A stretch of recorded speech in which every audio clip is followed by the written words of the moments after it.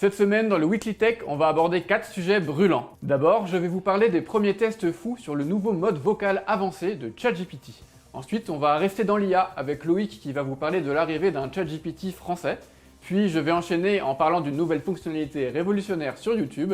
Et enfin, on va fermer en vous racontant l'histoire des puissants ennemis de Google. Le Weekly Tech, c'est parti! En mai 2024, OpenAI présentait au grand public l'Advanced Voice Mode. Pour rappel, l'Advanced Voice Mode, qu'on pourrait appeler mode vocal avancé dans la langue de Molière, est une fonctionnalité qui permet d'interagir avec ChatGPT de manière plus naturelle et intuitive en utilisant simplement votre voix. Au lieu de taper vos requêtes, vous pouvez parler à l'IA de vive voix et celle-ci vous répondra en temps réel comme si vous échangiez avec une vraie personne. Quand OpenAI a fait la démo de ce mode vocal avancé, le monde entier était bluffé. Dans les démos, on entendait l'IA changer d'intonation, ajuster son débit de parole, détecter des émotions humaines, chanter, bref, c'était assez dingue. Mais il ne s'agit que de vidéos de démos réalisées par OpenAI en personne, pas de véritables tests de terrain. Eh bien, sachez que le 30 juillet 2024, il y a tout pile une semaine, OpenAI a enfin rendu accessible le modèle vocal avancé pour une poignée de testeurs abonnés à ChatGPT+. Quelques-uns de ces chanceux se sont filmés en train de tester le truc et c'est assez dingue. Voici notre petite sélection maison des nouvelles fonctionnalités. Le premier truc marquant avec le mode vocal avancé, c'est le fait que la voix de ChatGPT peut vraiment se modeler à votre guise. Vous pouvez à peu près tout demander. Par exemple, sur internet, on voit des vidéos de l'IA qui s'exprime avec différents accents anglais ou même en filtrant sa voix pour imiter un pilote d'avion qui parle à travers un haut-parleur un peu pourri. Ladies and gentlemen, this is your captain speaking. Now, as we cruise at 35,000 feet, I have a little story for you from the flight deck. Parce que oui, ChatGPT peut imiter à peu près n'importe quelle façon de parler. Si vous voulez qu'Homer Simpson ou qu'un vampire vous parle, bah c'est complètement possible. Et si je vous disais que la nouvelle voix de ChatGPT était plus qu'une voix? Par là, je veux dire que l'IA peut non seulement parler, chanter ou même faire du beatbox que n'importe quelle voix humaine, mais en plus de ça, elle peut générer des bruitages. Et ça, c'est dingue. On voit par exemple pas mal tourner une vidéo dans laquelle l'intelligence artificielle raconte une histoire de SF avec tout un tas de sons ambiants. The hum of its charge filling the air. Boom! They exchanged fire, plasma bolts sizzling through the rain.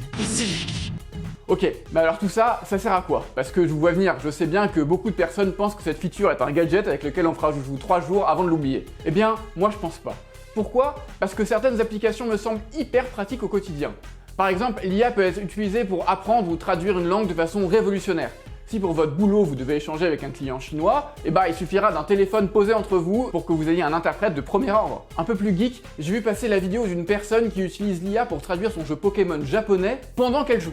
Ah oui, j'avais oublié de vous parler de ça. En plus de donner une voix à son IA, OpenAI lui a donné des yeux. Et ça aussi, ça peut vous changer la vie. Là, on vient de voir quelqu'un qui fait une traduction de jeu Pokémon, mais il y a des vidéos de personnes qui filment leur frigo pour demander des idées de recettes, ou bien qui filment la gamelle de leur chaton pour demander à l'IA s'il est normal qu'il mange aussi peu. Et ça, c'est pas grand chose, il suffit de réfléchir 2 minutes pour trouver de nouvelles façons hyper pratiques d'utiliser cette fonctionnalité. En vrai de vrai, les cas d'usage sont presque infinis. La fonctionnalité n'est dispo que depuis une semaine à un groupe restreint de personnes, mais on a déjà trouvé des dizaines, voire des centaines d'autres vidéos bluffantes. Je vous le dis, faire cette petite sélection n'a pas été facile du tout. Terminons en disant qu'on a déjà entendu le mode vocal avancé parler français, alors la fonctionnalité ne devrait pas tarder à être déployée massivement, notamment chez nous. Dans la course effrénée à l'intelligence artificielle, la France n'est pas en reste. Qt, un laboratoire de recherche français en IA, financé notamment par Xavier Niel, le patron de Free, a récemment dévoilé Moshi, un prototype de chatbot aux capacités vocales impressionnantes.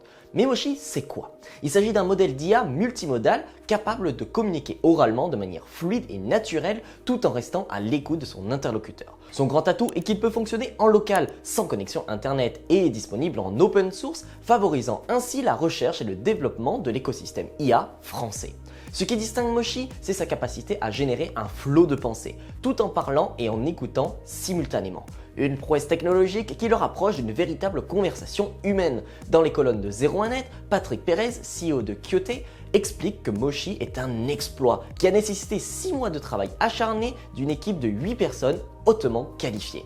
Pour ce qui est des applications potentielles de Moshi, elles sont très variées, de l'assistant vocal personnalisé au compagnon d'apprentissage en passant par le service client, la traduction audio simultanée ou encore la création de contenu artistique. Moshi pourrait révolutionner de nombreux domaines. Si Moshi est une avancée majeure pour l'IA française, des défis restent à relever. Actuellement, le chatbot ne parle qu'anglais, mais l'apprentissage d'autres langues, dont le français et l'espagnol, est prévu. De plus, la question de la sécurité est primordiale. Pour éviter toute utilisation malveillante de cette technologie, Qt travaille activement sur le renforcement de la sécurité et le marquage invisible des contenus générés par Moshi. Le laboratoire de recherche français poursuit le développement de Moshi pour améliorer ses capacités et prévoit de partager les modèles, les codes et les informations techniques avec la communauté open source. Le laboratoire bénéficie également d'un soutien financier solide, notamment grâce à Xavier Niel, ce qui lui assure une grande indépendance dans ses recherches. Avec Moshi, la France affirme sa position dans le domaine de l'IA. Ce chatbot Made in France témoigne de l'expertise et du savoir-faire français en matière d'intelligence artificielle,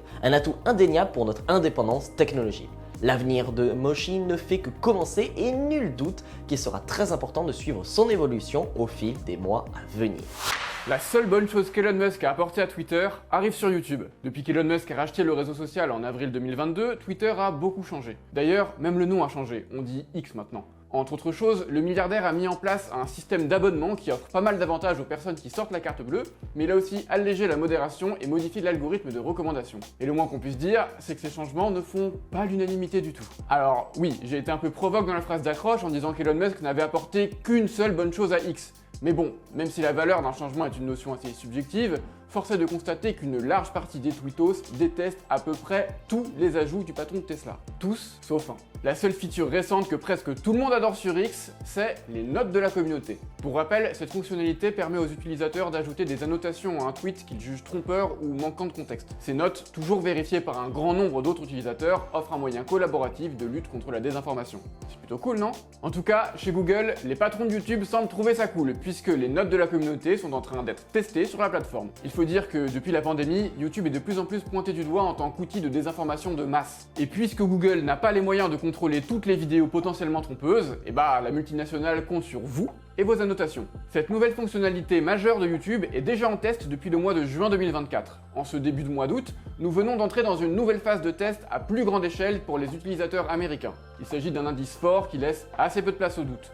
Oui, les notes de la communauté YouTube ont de bonnes chances d'être disponibles dans le monde entier, très bientôt, pour tout le monde. Enfin, presque tout le monde. Il vous faudra simplement un compte Google vieux de plus de 6 mois qui n'a pas reçu d'avertissement au cours de la dernière année. Si vous remplissez ces deux conditions toutes simples, vous allez voir un nouveau bouton « Ajouter une note » apparaître juste à côté du bouton « Partager » sous toutes les vidéos de la plateforme. Allez, on termine avec 3 petits conseils made in Google pour vous aider à rédiger vos futures annotations YouTube. 1. Utilisez vos propres mots, pas de copier-coller. 2. Employez un langage neutre et factuel. Et 3. Apportez des informations sourcées et nouvelles. La guerre entre Donald Trump et les géants de la tech prend un nouveau tournant. Après s'être attaqué à TikTok, l'ancien président américain vise maintenant Google, menaçant ni plus ni moins de fermer le moteur de recherche le plus utilisé au monde. Cette menace est-elle réaliste et s'agit-il simplement d'un coup de bluff politique? Lors d'une interview sur Fox News, Trump a accusé le géant du web d'irresponsabilité et de manque de soutien auprès d'une prétendue attaque. Selon ses mots, Google a été très mauvais et très irresponsable, a déclaré Trump. Il est important de noter que Google n'est pas un simple site web que l'on peut fermer comme un magasin. La fermeture de Google aurait des répercussions massives sur l'économie mondiale et surtout l'accès à l'information. Alors, pourquoi Donald Trump fait-il une telle déclaration? En période électorale, chaque déclaration, aussi extravagante soit-elle, peut être vue comme un coup politique. Cette menace envers Google pourrait être une manière de rallier ses supporters qui voient d'un mauvais œil l'influence d'un géant de la tech sur la société. Trump peut-il réellement fermer Google? La réponse courte est non, du moins pas directement. Google est une entreprise privée, pas une agence gouvernementale. Le président des États-Unis n'a pas le pouvoir de fermer une entreprise sur un coup de tête. Cependant, le gouvernement américain a d'autres moyens de pression. Il pourrait par exemple lancer des poursuites antitrust comme l'a fait la Federal Trade Commission, la FTC, sous l'administration Biden. Ces poursuites visent à enquêter et à sanctionner les comportements anticoncurrentiels des géants de la tech. Bien que ces actions n'aient pas l'impact immédiat d'une fermeture, elle pourrait sérieusement entraver les opérations de Google. D'ailleurs, le géant vient de se faire épingler justement pour une affaire antitrust datant de 2020. La décision rendue par un juge de Washington souligne que Google a agi de manière à maintenir son monopole, notamment via des contrats imposant son moteur de recherche comme logiciel par défaut sur des appareils comme ceux d'Apple. Une nouvelle audience devra déterminer le montant de l'amende infligée à l'entreprise. Il reste à voir comment cette situation évoluera, mais une chose est certaine, le bras de fer entre Donald Trump et les géants de la tech est loin d'être terminé. Le Weekly Tech, c'est fini, rendez-vous la semaine prochaine. Salut les gens!